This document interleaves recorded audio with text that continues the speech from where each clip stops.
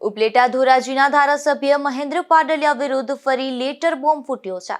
પાડલિયા પર ભ્રષ્ટાચારના ગંભીર આક્ષેપો સાથે લેટર સોશિયલ મીડિયામાં વાયરલ થતા રાજકીય ગરમાવો વધ્યો છે।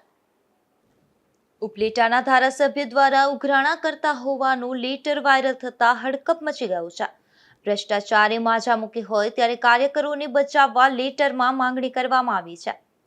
ધોરાજી ઉપલેટા ધારાસભ્ય મહેન્દ્ર પાડલિયાના મળતિયા દ્વારા દરેક કચેરીમાં ઉઘરાણા કરતા હોવાનું લેટરમાં ઉલ્લેખ કરાયો છે, ત્યારે સ્થાનિક કક્ષાએ રાજકારણ ગરમાયું છે।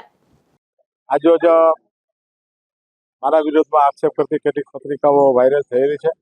એ બાબતે મારે સ્પષ્ટ કહેવાનું છે કે આ પ્રકારના જે આક્ષેપો છે એ તદ્દન પાયા વિહોણા અને તર્કહીન છે। આ આક્ષેપ કરનાર એ કોઈ હિતશત્રુ, કોઈ દ્વેષથી પીડાતા કે ઈર્ષાથી પીડાતા એ કોઈ વ્યક્તિનું આ કારસ્તાન છે।